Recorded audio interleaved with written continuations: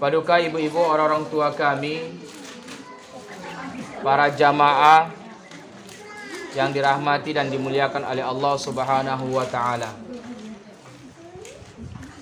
Bersyukur kita kepada Allah Subhanahu wa taala dengan mengucapkan alhamdulillahi rabbil alamin.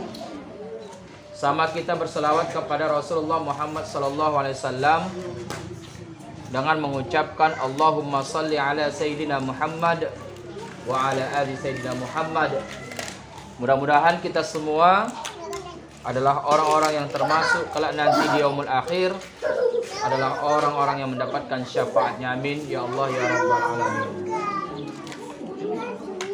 Ibu-ibu, orang-orang tua kami yang dirahmati dan dimuliakan oleh Allah Subhanahu wa taala. Dalam sebuah hadis yang amat sangat singkat, tapi kalau kita simak hadis ini dengan seksama, ternyata tolak ukur seseorang itu baik atau jahat itu tergantung apa yang ada di dalam hatinya. Dalam artian, jika hati kita ini baik, maka setiap apa yang kita ucapkan dan setiap apa yang kita lakukan itu pasti akan berbuah kebaikan. Namun jika sebaliknya, ibu-ibu, orang tua kami yang dirahmati oleh Allah Subhanahu wa taala, jika hati kita ini sudah kotor, jika hati kita sudah rusak, maka efek yang akan ditimbulkan oleh hati ini, setiap apa yang akan kita lakukan, bahkan setiap apa yang kita ucapkan, itu sudah pasti kotor. Karena hati kita sudah kotor atau sudah rusak. Ini bisa kita ketahui dari sumber dari Nabi kita Muhammad SAW. 14 abad yang lalu Nabi kita telah memberikan informasi kepada kita bahwa baik atau buruknya seseorang itu tergantung apa yang ada di hatinya. Inna fil jasadi mudghah. Sesungguhnya kata Rasulullah, di dalam jiwa seorang manusia itu ada segumpal darah. Idza saluhat kulluh. Kalau segumpal darah ini, kata Rasulullah, baik, maka baiklah semuanya.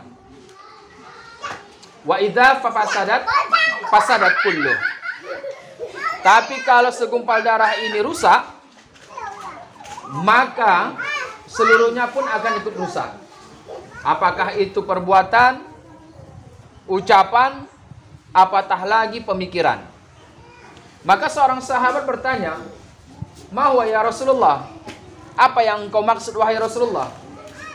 Sehingga maksudnya sahabat, gara-gara segumpal darah inilah yang membuat manusia itu bisa baik, bagus. Tapi gara-gara segumpal darah ini rusak, manusia itu bisa rusak. Apa maksudnya ya Rasulullah? Maka Rasulullah mengatakan, "Wahwa qalbu." Itulah hati. Jadi ibu, orang tua kami yang dirahmati dan dimuliakan oleh Allah Subhanahu wa taala, kita yang hadir di sini itu adalah cerminan dari hati kita. Karena hati menginginkan kita untuk melakukan hubungan silaturahim, maka kita bergerak dari rumah kita masing-masing untuk mendatangi rumah saudari kita ini untuk melakukan hubungan silaturahim. Kemudian hati kita ini baik dalam konteks membacakan ayat-ayat thayyibah, maka tadi kita basahi kalam lidah kita bacakan ayat-ayat thayyibah. Salah satu di antaranya adalah pembacaan surah Yasin. Karena hati kita ini tadi, alhamdulillah, sudah termasuk golongan yang baik, maka dalam kesempatan hari ini juga hati itu akan memerintahkan diri kita untuk mendengarkan tausiah ceramah agama. Tapi kalau hati kita ini sudah kotor, hati kita ini sudah rusak, jangankan ondak mendengarkan tausiah, jangankan ondak membacakan ayat-ayat thayyibah, Datang saja pun dia ke tempat ini pun tak mau. Itu efek dari hati yang sudah rusak.